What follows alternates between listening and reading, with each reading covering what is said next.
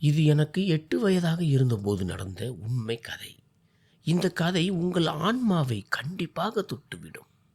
நான் என் பெற்றோருடன் மகிழ்ச்சியாக வசித்து வந்தேன். அதைவிட ஒரு நிறைவான வாழ்க்கை யாருக்கும் இருக்க முடியாது என்று நான் நினைத்தேன். என் அம்மா எனக்கு உலகின் மிக அழகான பெண்ணாக தெரிந்தார். அவரது முகத்தின் ஒளி எனக்கு சூரியனின் முதல் கதிர் போன்றது. அவரது புன்னகை எனக்குள் ஒரு மகிழ்ச்சியை உண்டாக்கும். அதை நினைத்தாலே இப்போதும் நெஞ்சம் நிறைகிறது. அவரது ஒவ்வொரு வார்த்தையும் எனக்கு ஒரு பாடமாக இருந்தது. அவரது கைகளின் அன்பு என் முழு ஆளுமையிலும் மென்மையான வெயில் போல பரவி இருந்தது. என் அப்பாவை பற்றி சொல்ல வேண்டுமென்றால் அவர் உலகின் மிக அக்கறையுள்ள மனிதர். அவரது குரலில் ஒரு மென்மை இருந்தது. அது எல்லா துயரங்களையும் போக்கிவிடும். அவரது இருப்பு எனக்கு சுற்றி ஒரு பலமான சுவர் இருப்பது போன்ற உணர்வை தந்தது. அதற்கு பின்னால் எந்த துன்பமும் என்னை நெருங்க முடியாது. நான் அவர்களுக்கு ஒரே குழந்தை. அதனால் அவர்களின் முழு கவனம், அன்பு மற்றும் ஆசைகள் அனைத்தும் எனக்கே கிடைத்தன. அவர்கள் இருவரும் எனக்கு உலகின் 2 மிகப்பெரிய வரங்கள். அந்த நேரத்தில் என் வாழ்க்கை மிக நிறைவாக இருந்தது. நான் பள்ளிக்கு சென்றேன். பள்ளிக்கு செல்வது எனக்கு மிகவும் பிடித்திருந்தது. ஏனென்றால் என்னிடம் எல்லாமே சிறப்பாக இருந்தன. என்னிடம் ஒரு சிறந்த பை இருந்தது.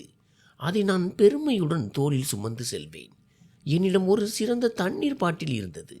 வெயிலிலும் அதில் தண்ணீர் குளிர்ச்சியாக இருக்கும். என் காலணிகள் எப்போதும் மின்னும். நான் என் லஞ்ச் பாக்ஸை திறந்த உடனேயே மேஜை முழுவதும் மனம் பரவும். அதில் எனக்கு பிடித்தமான சீஸ் ரோல், பிரெட் பக்கோடா அல்லது மசாலா வடை என அனைத்தும் இருக்கும். என் அம்மா அன்போடு தடவி கொடுத்து, இது என் மகனுக்காக என்று சொல்வார். பள்ளியில் அமர்ந்து சில நேரங்களில் நான் அந்த உணவை பார்த்து கொண்டே இருப்பேன். ஏனென்றால் அவை அனைத்தும் அன்பின் பரிசாக எனக்கு தெரிந்தன. அந்த நேரத்தில் வாழ்க்கையை பற்றி எனக்கு எந்த புகாரும் இருக்கவில்லை. வரப்போகும் நாட்கள் எனக்காக எந்த கதவை திறக்கும் என்று எனக்கு தெரியவில்லை. அந்த காலகட்டத்தில் எனக்கு மற்றொரு உறவும் மிக முக்கியமாக இருந்தது. அது என் மாமா. நான் அவரை மிகவும் நேசித்தேன். அவர் என்னை பார்க்கும் போதெல்லாம் கட்டி அணைத்து கொள்வார். அவரது கண்களில் ஒரு விசித்திரமான உற்சாகம் இருக்கும். அவரது பேச்சில் இனிமை இருந்தது. அவர் எனக்கு ஒரு நண்பராகவும் பெரியவராகவும் தெரிந்தார். அவருக்கு ஒரு மனைவி இருந்தார். அவர் அதிகமாக பேச மாட்டார். எப்போதும் அமைதியாகவே இருப்பார். அவரது முகத்தில் ஒரு தீவிரமான குணம் இருந்தது. அது சிறு வயதில் எனக்கு புரியவில்லை. அவர் குறைவாக பேசுபவர் என்று நான் நினைத்தேன். நான் அவர் அருகில் அமரும்போது அவர் என்னை அன்போடு பார்ப்பார். ஆனால் அவரது முகத்தில் ஒரு லேசான சோகம் இருக்கும். அதன் காரணத்தை என்னால் ஒருபோதும் புரிந்து கொள்ள முடியவில்லை. என் மாமா மாமிக்கு குழந்தைகள் இல்லை. அதனால் ஒருவேளை அவர்களது இதயத்தில் எனக்கும் இடம் கொடுத்திருப்பார்கள். ஆனால் அந்த நேரத்தில் அந்த மௌனத்தை என்னால் புரிந்து கொள்ள முடியவில்லை. என் வாழ்க்கையில் என் இதயத்திற்கு நெருக்கமான வேறு எந்த உறவுகளும் இருக்கவில்லை. என் உலகம் 3 பேரை சுற்றியே இருந்தது. நான், என் அம்மா, என் அப்பா, அவ்வப்போது வரும் என் மாமா. இந்த சில மனிதர்களுடனேயே நான் மகிழ்ச்சியாக இருந்தேன். வாழ்க்கை எப்போதும் இப்படியே சிரித்து கொண்டே இருக்கும் என்று நான் நினைத்தேன். ஆனால் அந்த சிறிய வயதில் எனக்கு தெரியவில்லை, ஒவ்வொரு அழகான கதைக்கும் பின்னாலும் நாம் பார்க்க முடியாத சில திருப்பங்கள் ஒளிந்திருக்கும் என்று. ஒரு முறை நான் என் அம்மாவிடம் சொன்னேன், அம்மா, நான் அவினாஷ் மாமா வீட்டிற்கு செல்லும்போது அவர்கள் வெறும் டீ மட்டுமே தருகிறார்கள். பிஸ்கட், பிட்சா, பர்கர் என எதுவுமே இல்லை. ஆனால் அவர்கள் நம் வீட்டிற்கு வரும்போது நாம் அவர்களுக்கு எவ்வளவு செய்கிறோம் என்று கேட்டேன். இதை கேட்ட அம்மா, மகனே, அப்படி சொல்லக்கூடாது. அவர்களின் நிலைமை சரியில்லை. அவர்கள் நமக்கு முன்னால் எதை வைத்தாலும் அதுவே பெரிய விஷயம். ஒருவேளை அவர்கள் வீட்டில் டீ கூட குடிக்காமல் இருக்கலாம். ஆனால் நமக்காக செய்கிறார்கள். நாம் அவர்களுக்கு செய்வது நம் தகுதிக்கும் சிந்தனைக்கும் ஏற்ப செய்கிறோம் என்றார். அம்மா எனக்கு சில விஷயங்களை புரிய வைக்க முயன்றார். ஆனால் அவற்றை காலம் மட்டுமே புரிய வைக்க முடியும் என்பதால் அப்போது எனக்கு அது சரியாக புரியவில்லை.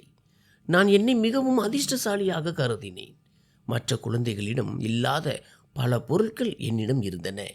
நல்ல ஆடைகள், அழகான பை, புதிய லஞ்ச் பாக்ஸ் என அனைத்தும் இருந்தன.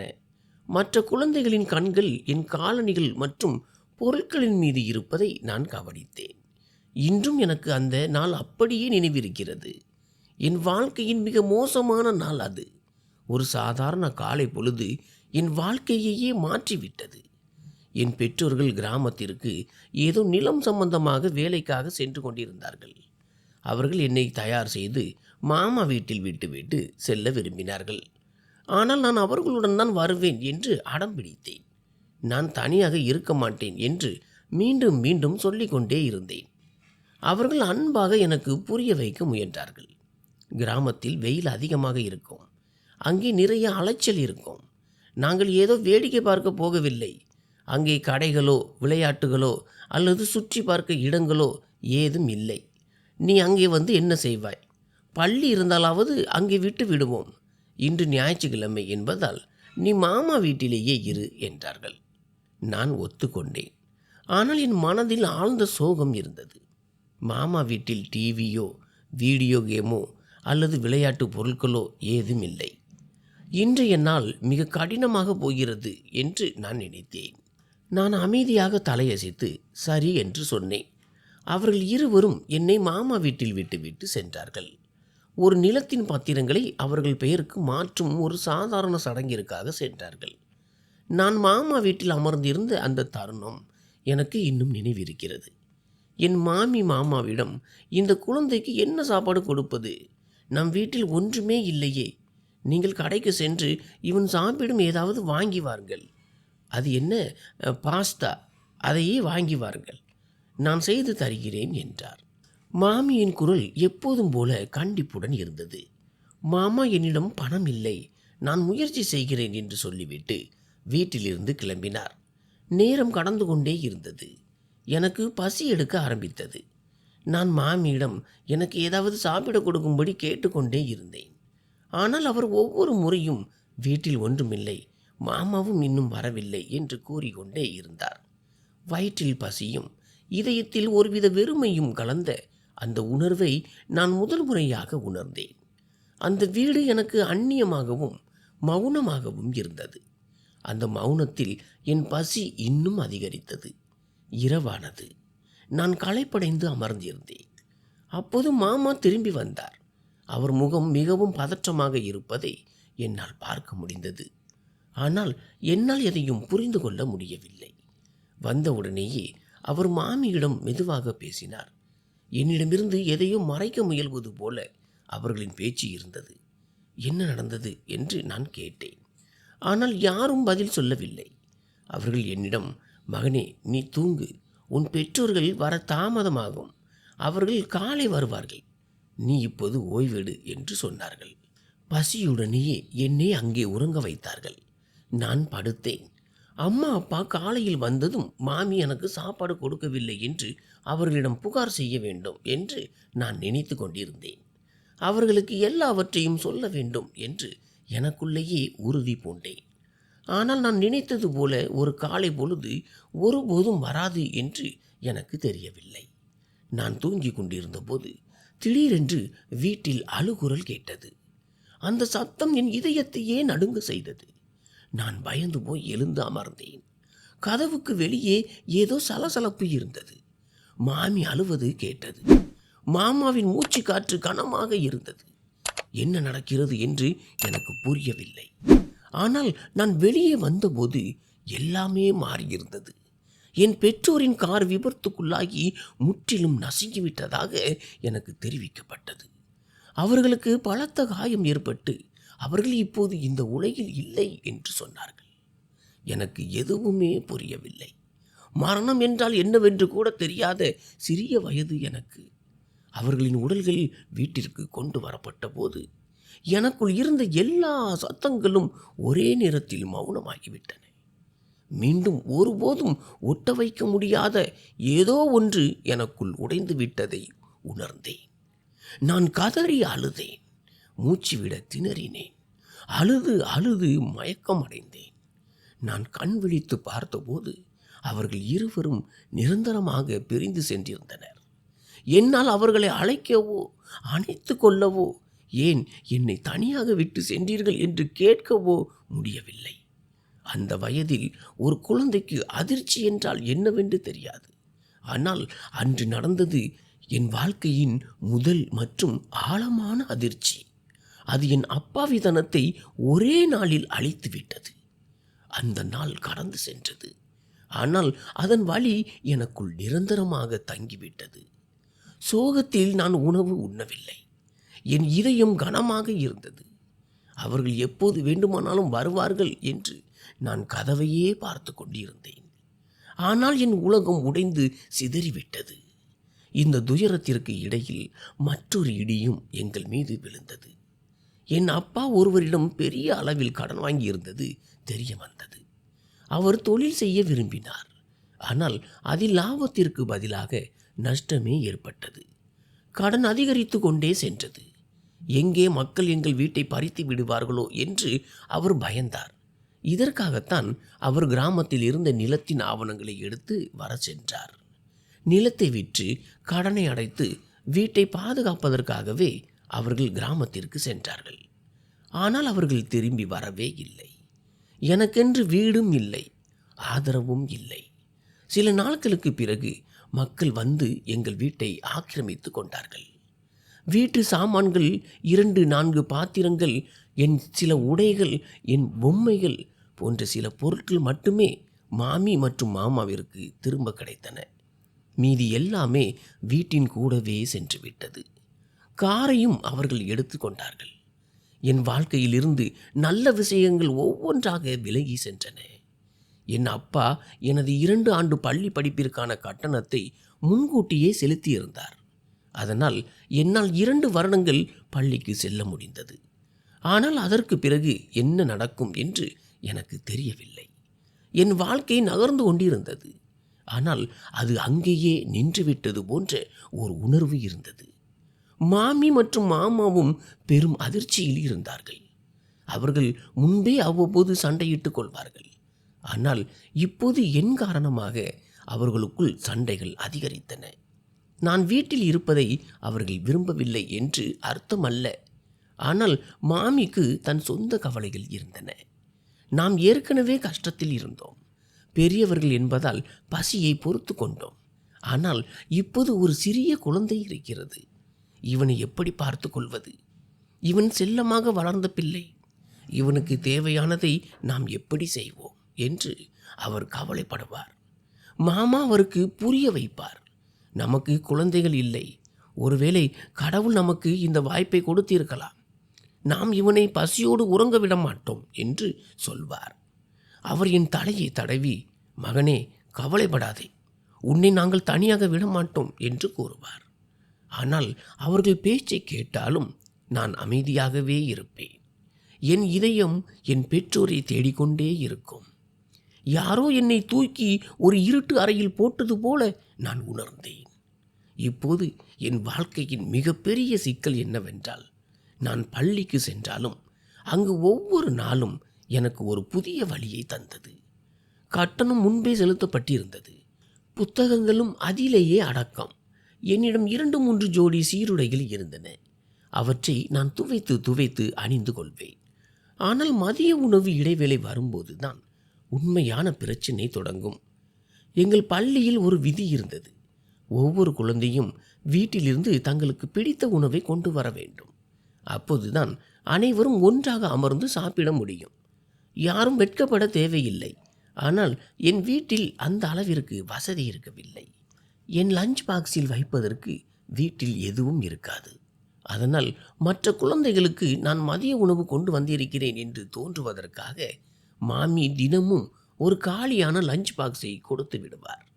நான் ஒரு சிறுவன் என்பதால் சில காலம் வரை இது எனக்கு புரியவில்லை. ஆனால் என் கஷ்டத்தை யாராலும் பார்க்க முடியவில்லை.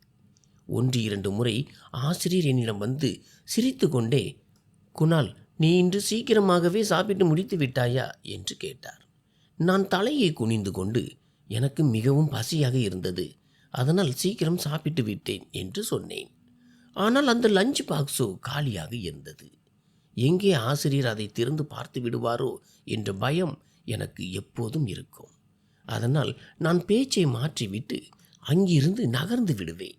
சில நேரங்களில் மதிய உணவு இடைவேளையின் போது நான் என்னை கழிவறையில் பூட்டிக் கொள்வேன்.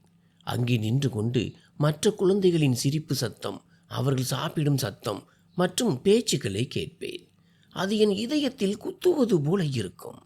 என் நெஞ்சு முற்றிலும் காலியாகிவிட்டது போன்ற ஒரு உணர்வு ஏற்படும். யாரும் என்னை பார்த்து விடக்கூடாது என்பதற்காக நான் அங்கும் இங்கும் அலைவேன்.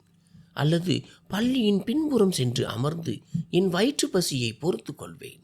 ஒரு காலத்தில் என் லஞ்ச் பாக்ஸ் மற்ற எல்லா குழந்தைகளை விடவும் சிறந்ததாக இருந்த நாட்கள் எனக்கு நினைவுக்கு வரும். அதில் burger, pizza, sandwich, nuts, cup cake, பெரிய சாக்லேட் துண்டு மற்றும் ஜெல்லி என அனைத்தும் இருக்கும். என் அம்மா எனக்காக இவ்வளவு சிறந்த உணவுகளை எப்படி சமைக்கிறார் என்று நானே வியப்பேன். எனக்காக மட்டுமல்லாமல் என் நண்பர்களுக்கும் அதை பகிர்ந்து கொடுப்பேன். உன் அம்மா மந்திரவாதி போல எங்கள் வீட்டில் கூட செய்யாத உணவுகளை உனக்காக செய்கிறார் என்று அவர்கள் சொல்வார்கள். என் அம்மா எனக்காக வெளிநாட்டிலிருந்து ஒரு விசேஷமான லஞ்ச் பாக்ஸை வாங்கி வந்திருந்தார். அது பளபளப்பாகவும் அழகாகவும் இருக்கும். அதை பார்க்கும் அனைவரும் இது விலை உயர்ந்ததாக இருக்கும் என்று சொல்வார்கள். நான் பெருமையுடன் ஆமாம், என் அம்மா எனக்காக அன்போடு வாங்கினார் என்று சொல்வேன். ஆனால் இப்போது எல்லாம் முடிந்துவிட்டது. இப்போது அந்த அம்மாவும் இல்லை, அந்த உணவுகளும் இல்லை, அந்த அன்பும் இல்லை, அந்த மனமும் இல்லை, எனக்காக சமைத்த அந்த கைகளும் இல்லை. இப்போது நான் காலியான லஞ்ச் பாக்ஸ், காலியான வயிறு மற்றும் எல்லாவற்றையும் விட காலியான இதயத்தை கொண்ட ஒரு சிறுவன்.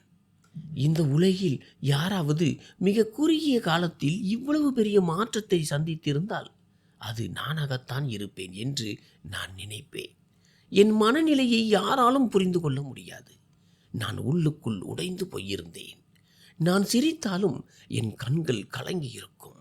விளையாடினாலும் இதயம் கனமாக இருக்கும். எதை செய்தாலும் எனக்குள் ஒரு இருட்டு ஒவ்வொரு நாளும் வளர்ந்து கொண்டே இருந்தது. அது என் சிறிய ரகசியம். அந்த ரகசியத்தை நான் யாரிடமும் சொன்னதில்லை.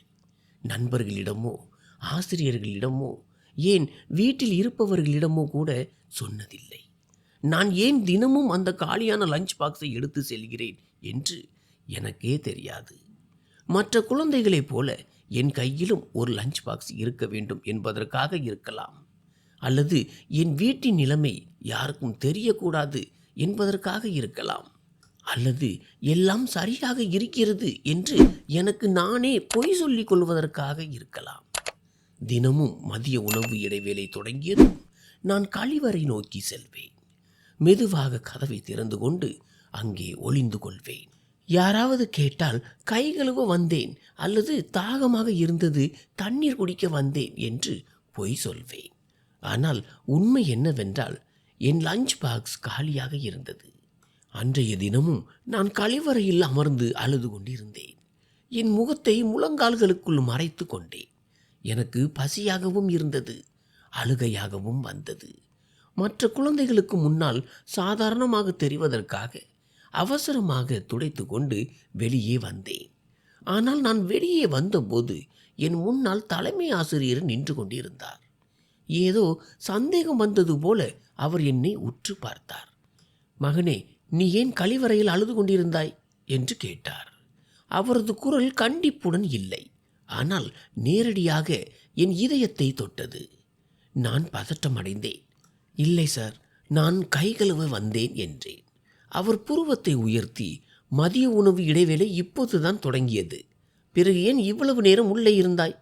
இன்று லஞ்ச் பாக்ஸில் என்ன கொண்டு வந்திருக்கிறாய் என்று காட்டு என்றார். என் மூச்சே நின்று விட்டது. நான் பயந்து போய் நான் வீட்டிலேயே சாப்பிட்டு விட்டேன் என்று பொய் சொன்னேன். தலைமை ஆசிரியர் பெருமூச்சு விட்டு, மகனே, நான் உன்னை பல நாட்களாக கவனித்து கொண்டிருக்கிறேன். மதிய உணவு நேரத்தில் நீ ஒளிந்து கொள்கிறாய். எங்களிடமிருந்து எதை மறைக்கிறாய் என்றார். என் தொண்டை உலர்ந்து போனது. முழு பள்ளிக்கு முன்னால் நான் ஏழை என்றும் என்னிடம் சாப்பிட ஒன்றுமில்லை என்றும் தெரிந்து விடுமோ என்று நான் பயந்தேன். நான் பொய் சொல்லி கொண்டு இருந்தேன். என் கைகள் நடுங்கின. நான் தலையை குனிந்து கொண்டேன். அப்போது தலைமை ஆசிரியர் என் கையில் இருந்து அந்த லஞ்ச் பாக்ஸை வாங்கினார். அது காலியாக இருந்ததால் மிகவும் லேசாக இருந்தது. அவர் அதை திறக்க முயன்றார். அந்த நிமிடமே பாக்ஸ் திறந்தது. நான் அதிர்ந்து போனேன். ஏனென்றால் இன்று நான் அந்த பெட்டியை திறக்கவே இல்லை. அது காலியாகவும் இல்லை. அதனுள் ஒரு சிறிய மடிக்கப்பட்ட சீட்டு இருந்தது. தலைமை ஆசிரியர் அந்த சீட்டை எடுத்து அதில் என்ன இருக்கிறது என்று பார்த்தார். ஆனால் அதை பார்த்த மாத்திரத்திலேயே அவர் அப்படியே உறைந்து நின்றார். அவரது கண்கள் கலங்கின. முகம் கல்லானது போல மாறியது. பிறகு அவர் அழத் தொடங்கினார். ஆம், தலைமை ஆசிரியர் அழுதார். நான் திகைத்து போனேன், பயந்தும் போனேன். ஒரு பெரிய மனிதர் இப்படி அழுவதை என் வாழ்க்கையிலேயே முதல் முறையாக பார்த்தேன்.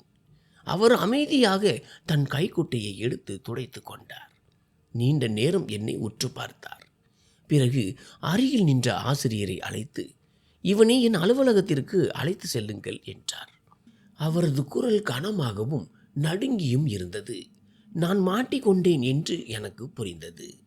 ஆசிரியருடன் அலுவலகத்திற்கு சென்றேன். நான் வெளியே ஒரு நாற்காலியில் அமர்ந்து நடுங்கி கொண்டிருந்தேன். 5 நிமிடங்களுக்கு பிறகு அவர் வெளியே வந்தார். அவர் கையில் ஒரு தட்டு இருந்தது. அதில் ஒரு பெரிய பர்கர், 2 துண்டு பிஸ்ஸா, 1 துண்டு சாக்லேட் கேக் மற்றும் ஜூஸ் பாட்டில் இருந்தன. அவர் அதை என் முன்னால் வைத்து, மகனே, இதையெல்லாம் சாப்பிடு என்றார். நான் பின்வாங்கி, சார், நான் ஏதாவது தப்பு செய்து விட்டேனா? என்னை மன்னித்து விடுங்கள், இனி பொய் சொல்ல மாட்டேன் என்றேன். அவர் அதிர்ச்சியடைந்து, இல்லை குணால், நீ பொய் சொல்லவில்லை. உனக்கு பிடித்தமான உணவுகளை கொடுக்க சொல்லி தலைமை ஆசிரியர் சொன்னார் என்றார். காலையில் என்ன சாப்பிட்டாய் என்று ஆசிரியர் கேட்டார். நான் தயங்கிவிட்டு வெறும் ஒரு கப் டீ மட்டும்தான் என்றேன். ஆசிரியரின் கண்கள் கலங்கின. அதனால்தான் நீ பலவீனமாக இருக்கிறாய், சாப்பிடு என்றார். நான் தயங்கினாலும் அவர் அன்பாக தலையை வருடியதால் சாப்பிடத் தொடங்கினேன். பல நாட்கள் பசியால் இருந்ததால் நான் 2 கைகளாலும் வேகமாக சாப்பிட ஆரம்பித்தேன். நான் சாப்பிட்டு முடித்ததும் தலைமை ஆசிரியர் வந்தார். நான் எழுந்து நிற்க முயன்ற போது, பரவாயில்லை, உட்கார் என்றார். பிறகு என்னை வகுப்பிற்கு அனுப்பிவிட்டு, நாளை உன் வீட்டிற்கு வருவேன் என்றார். நான் பயந்து போய், ஏன் சார், நான் ஏதாவது தவறு செய்தேனா என்று கேட்டேன். அவர், இல்லை, நீ ஒன்றும் செய்யவில்லை. அந்த சீட்டில் எழுதியிருந்த விஷயம் எனக்கு முழுமையாக புரியவில்லை. சில விஷயங்களை குழந்தைகளிடம் கேட்க முடியாது, வீட்டில் உள்ள பெரியவர்களிடம்தான் கேட்க வேண்டும். நீ கவலைப்படாதே என்றார். அந்த நொடியில் உலகமே நின்றது போல நான் உணர்ந்தேன். அந்த சீட்டில் அப்படி என்னதான் எழுதியிருக்கும் என்று நான் யோசித்து கொண்டே இருந்தேன். நான் மாமியிடம் கேட்டிருக்கலாம். ஆனால் அவர் என்னிடம் அதிகமாக பேச மாட்டார். நான் அவரிடம் சற்று பயந்தும் விலகியும் இருந்தேன். அதனால் கேட்கவில்லை. அந்த சீட்டு என் இதயத்தில் எப்போதும் ஒரு கேள்வியாகவே இருந்தது. மறுநாள் ஞாயிற்றுக்கிழமை. வீட்டில் ஒரு விசித்திரமான மௌனம் நிலவியது. மாமா பூஜை செய்து கொண்டிருந்தார். மாமி சமையல் அறையில் இருந்தார். நான் வாசற்படியில் அமர்ந்து ஒரு பழைய நோட்டில் பென்சிலால் கிறுக்கிக் கொண்டிருந்தேன். தலைமை ஆசிரியர் இன்று வீட்டிற்கு வருவாரா என்ற பயம் எனக்குள் இருந்தது. ஆனால் நீ எந்த தவறும் செய்யவில்லை என்று அவர் சொன்னது எனக்கு ஒருவித ஆறுதலை தந்தது. மாலை நேரத்தில் யாரோ கதவை தட்டினார்கள். மாமா எழுந்து சென்று கதவை திறந்தார். நாங்கள் அனைவரும் திகைத்து நின்றோம். வாசலில் தலைமை ஆசிரியர் நின்று கொண்டிருந்தார். அவர் தனியாக வரவில்லை. அவருக்கு பின்னால் 2 பேர் பெரிய பெரிய பைகள் மற்றும் பெட்டிகளை சுமந்து வந்தார்கள். எங்கள் சிறிய வராண்டா நிறையும் அளவிற்கு பொருட்கள் இருந்தன. பல கூடைகள், இனிப்புகள், எனக்கான புதிய உடைகள், புதிய பள்ளி பை, மின்னும் காலணிகள், கலர் பென்சில்கள், ஓவிய புத்தகங்கள் மற்றும் வீட்டிற்கு தேவையான அரிசி, பருப்பு, மாவு, நெய், சர்க்கரை என அனைத்தும் இருந்தன. எங்களுக்கு பேச்சே வரவில்லை. மாமா நடுங்கும் குரலில், சார், இதெல்லாம் எதற்கு என்று கேட்டார். தலைமை ஆசிரியர் மெல்லிய புன்னகையுடன், குணால் எங்கே என்று கேட்டார். நான் தயங்கி முன்னே வந்தேன். அவர் என் பையில் இருந்து அதே சீட்டை எடுத்தார். என் மாமி தினமும் என் காலி லஞ்ச் பாக்ஸில் வைத்து அனுப்பிய அதே கிழிந்த சீட்டு அது. அவர் அந்த சீட்டை மாமாவின் கையில் வைத்து, மிகவும் மென்மையான குரலில் சொன்னார். இதில் என்ன எழுதியிருக்கிறது தெரியுமா? என்னிடம் எப்போது எல்லாம் இருக்குமோ அப்போது உனக்கு எல்லாவற்றையும் தருவேன். அதுவரை என்னை மன்னித்து விடு. மாமாவின் கைகள் நடுங்கின. சமையலறை வாசலில் நின்று கொண்டிருந்த மாமியின் கண்களில் கண்ணீர் வழிந்தது. தலைமை ஆசிரியர் தொடர்ந்தார். இதை படித்ததும் எனக்கு என் சிறுவயது ஞாபகம் வந்தது. என் சிறுவயதும் மிக கடினமாக இருந்தது. நானும் பசியோடு அழுது கொண்டு இருந்திருக்கிறேன். அப்படி இருக்கும்போது உன்னை போன்ற ஒரு குழந்தையை நான் எப்படி கவனிக்காமல் விட முடியும்? பிறகு அவர் என்னை பார்த்து சொன்னார், உன் பெற்றோருக்கு என்ன நடந்தது என்பது எனக்கு தெரியும். அவர்கள் மிகவும் நல்லவர்கள். ஏழை குழந்தைகளுக்கு உதவுவதற்காக அவர்கள் எங்கள் பள்ளியில் லட்சக்கணக்கில் பணம் கொடுத்திருந்தார்கள். கஷ்டப்படும் குழந்தைகளுக்கு நிச்சயம் உதவுவேன் என்று நான் அவர்களுக்கு வாக்கு கொடுத்திருந்தேன். ஆனால் அவர்களின் மகனே இங்கே பசியோடு இருக்கிறான் என்பது எனக்கு தெரியாமல் போய்விட்டது. மாமா விம்மி விம்மி அழத் தொடங்கினார். சார், எங்களுக்கு தெரியவில்லை. எல்லாம் சரியாக இருப்பதாகவே நாங்கள் நினைத்தோம் என்றார். தலைமை ஆசிரியர் மாமாவின் தோளில் கை வைத்து சொன்னார், இல்லை சகோதரரே, இதில் யாருடைய தவறும் இல்லை. காலம் கடினமாக இருந்தது. சூழ்நிலைகள் சவாலாக இருந்தன. ஆனால் இனி அந்த கஷ்டங்கள் முடிந்துவிட்டன. பிறகு அவர் என்னை சுட்டி காட்டி சொன்னார், இன்றிலிருந்து குணாலின் உணவு, உடை, படிப்பு, புத்தகங்கள் மற்றும் பள்ளி சீருடை என அனைத்தும் என்னுடைய பொறுப்பு. அது மட்டுமல்ல, நானே இவனுக்கு டியூஷன் எடுப்பேன். இந்த சிறுவன் மிகவும் புத்திசாலி. இவனுக்கு கல்வி உதவித் தொகை கிடைக்கும். இவன் வாழ்க்கையில் மிக பெரிய இடத்திற்கு வருவான். நான் திகைத்து போய் இதையெல்லாம் கேட்டுக்கொண்டிருந்தேன். எனக்காகவா இதெல்லாம்? பிறகு அவர் மாமாவிடம் சொன்னார், நீங்கள் என் பள்ளியிலேயே வேலை செய்யலாம். நாளையிலிருந்தே உங்கள் வேலை தொடங்குகிறது. சம்பளம் நல்ல முறையில் இருக்கும்.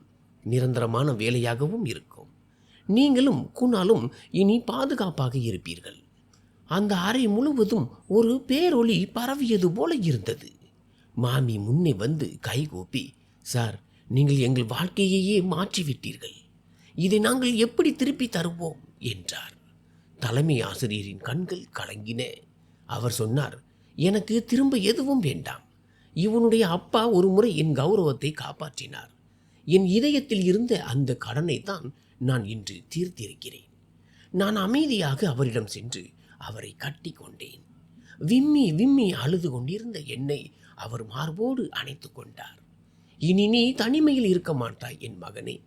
இனி உன் லஞ்ச் பாக்ஸ் ஒருபோதும் காலியாக இருக்காது. இது என் வாக்குறுதி என்றார் தலைமை ஆசிரியர். அந்த நாளுக்கு பிறகு என் வாழ்க்கை நிஜமாகவே மாறியது. மாமா அடுத்த நாளே வேலையில் சேர்ந்தார். வீட்டில் மகிழ்ச்சி குடி புகுந்தது. அரிசி, பருப்பு, காய்கறிகள் என அனைத்தும் நேரத்திற்கு வந்தன. மின்சார கட்டணம் சரியாக கட்டப்பட்டது. மாமியும் மகிழ்ச்சியாக இருக்க தொடங்கினார். எங்கள் சிறிய வீடு ஒளியால் நிறைந்திருந்தது. பள்ளிக்கூடம் எனக்கு சொர்க்கமானது. கேண்டீனில் எனக்காக எல்லாமே தயாராக இருக்கும். இந்த சிறுவன் எதை கேட்டாலும் கொடுங்கள், மறுக்க வேண்டாம் என்று கேண்டீனில் வேலை செய்பவர்களுக்கு கண்டிப்பான உத்தரவு போடப்பட்டிருந்தது. என் வாழ்க்கையில் முதல் முறையாக நான் வயிறார மனதார சாப்பிட்டேன். படிப்பில் கவனம் திரும்பியது. வகுப்பறையில் முன்வரிசையில் அமரத் தொடங்கினேன். ஆசிரியர்கள் என் மீது தனி அக்கறை காட்டினார்கள். மாணவர்கள் என்னை கேலி செய்வதற்கு பதிலாக மதிக்க தொடங்கினார்கள். இவன் தலைமை ஆசிரியரின் விசேஷ குழந்தை என்று அனைவரும் சொன்னார்கள். வாழ்க்கை மெதுவாக சோகமான வண்ணங்களில் இருந்து விலகி பிரகாசமான வண்ணங்களுக்கு மாறத் தொடங்கியது. ஒவ்வொரு நாளும், ஒவ்வொரு மாதமும், ஒவ்வொரு வருடமும் என் வாழ்க்கை மாறிக்கொண்டிருப்பதை எனக்கு உணர்த்தியது. பள்ளியில் நான் இப்போது அந்த அமைதியான பயந்த சிறுவன் அல்ல. தலைமை ஆசிரியர் என்னுள் ஏற்றிய அந்த ஒளி என் முழு இருப்பிலும் பரவியிருந்தது. புத்தகங்கள் என் நண்பர்களாயின. ஒவ்வொரு புதிய நோட்டு புத்தகமும் எனக்கு ஒரு பரிசாக தெரிந்தது. ஒவ்வொரு பாடமும் என் மனதில் நம்பிக்கையை வளர்த்தது. வீட்டில் மாமா வாசலில் நின்று சிரித்து கொண்டே, நீ பெரிய ஆளாக வருவாய், உன்னை நினைத்து எங்களுக்கு பெருமையாக இருக்கிறது என்பார். மாமி இரவு உணவிற்கு பிறகு என் தலையை தடவி ஆசீர்வதிப்பார். முன்பிருந்த அந்த பதற்றம் மறைந்து அவர் முகத்தில் அமைதி தெரிந்தது. பிறகு என் வாழ்க்கையின் திசையையே மாற்றிய அந்த நாள் வந்தது. பள்ளியில் பெரும் சலசலப்பு இருந்தது. மாணவர்கள் கூச்சலிட்டு கொண்டிருந்தனர். சிலர் சிரித்தனர், சிலர் அழுதனர். நான் அமைதியாக நின்றிருந்தேன். என் இதயம் வேகமாக துடித்தது. தலைமை ஆசிரியர் என் அருகில் வந்து, பயப்படாதே குணால், உன் நேரம் வந்துவிட்டது என்றார். நான் அந்த மதிப்பெண் பட்டியலின் முன்னால் நின்றேன். என் மூச்சே நின்றுவிட்டது. நான் மெட்ரிக் போர்டு தேர்வில் முதலிடம் பிடித்திருந்தேன். மாமாவும் மாமியும் என்னை கட்டி அணைத்து கொண்டனர். அவர்கள் கண்களில் ஆனந்த கண்ணீர் வழிந்தது. பின்னால் நின்று கொண்டிருந்த தலைமை ஆசிரியரின் கண்களில் பெருமிதம் தெரிந்தது. தலைமை ஆசிரியர் சொன்னார், நான் சொன்னேன் அல்லவா உன் வாழ்க்கை மாறும் என்று. அந்த நாள் நிஜமாகவே என் வாழ்க்கையை மாற்றியது. அதன் பிறகு எனது மேல் படிப்புகள் அனைத்தும் கல்வி உதவித்தொகை மூலமே அமைந்தது. ஒவ்வொரு ஆசிரியரும் என் கடின உழைப்பை பாராட்டினார்கள். ஒவ்வொரு அடியிலும் என்னை ஊக்குவித்தார்கள். தலைமை ஆசிரியர் அடிக்கடி என்னிடம், நீ என் மாணவன் மட்டுமல்ல, என் மகன் என்று சொல்வார். ஒரு நாள் அவர் என்னை அவர் வீட்டிற்கு அழைத்தார். நான் வரவேற்பறையில் அமர்ந்திருந்த போது சற்று நேர மௌனத்திற்கு பிறகு அவர் சொன்னார், இனி நீ என் மாணவன் மட்டுமல்ல, நீ என் குடும்பத்தின் ஒரு அங்கமாக வேண்டும் என்று நான் விரும்புகிறேன். நான் திகைத்து போனேன்.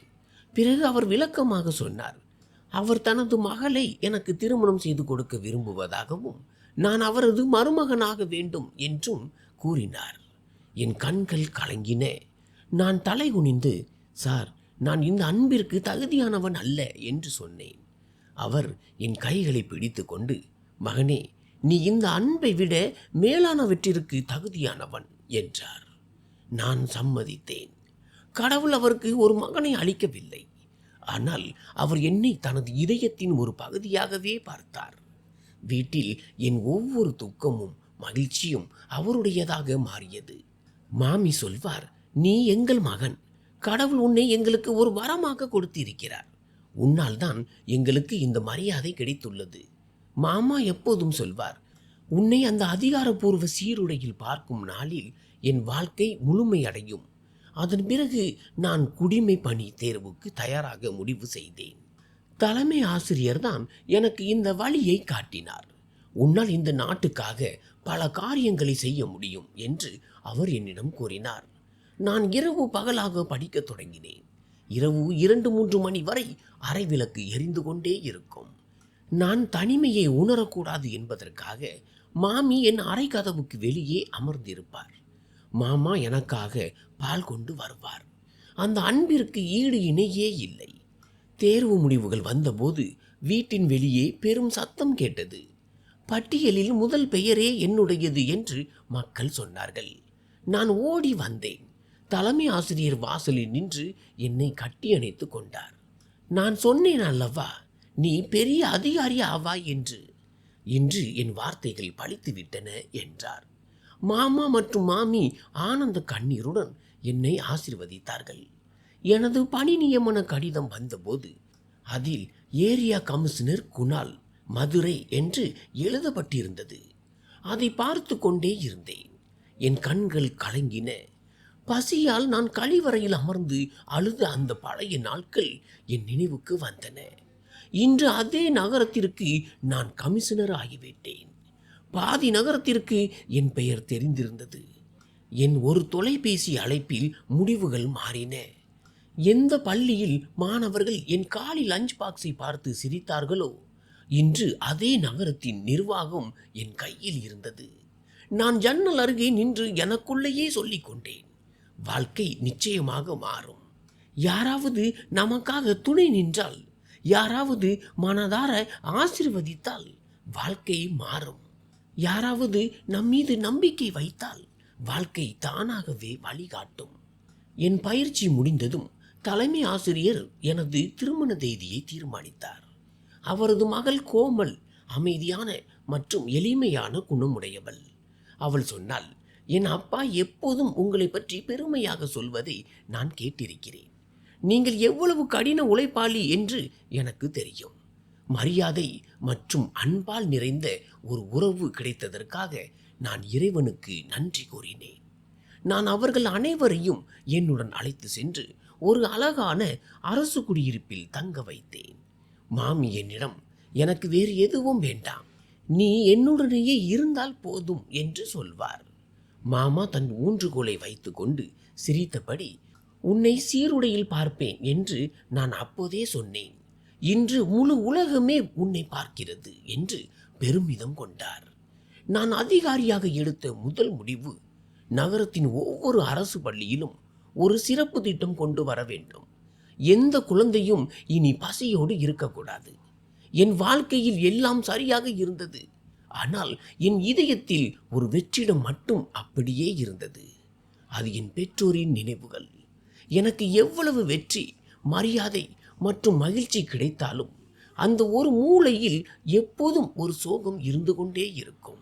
என் பெற்றோர் உயிரோடு இருந்திருந்தால் தங்கள் மகன் இவ்வளவு உயரத்திற்கு வந்திருப்பதை பார்த்து எவ்வளவு மகிழ்ந்திருப்பார்கள் என்று நான் ஏங்குவேன்.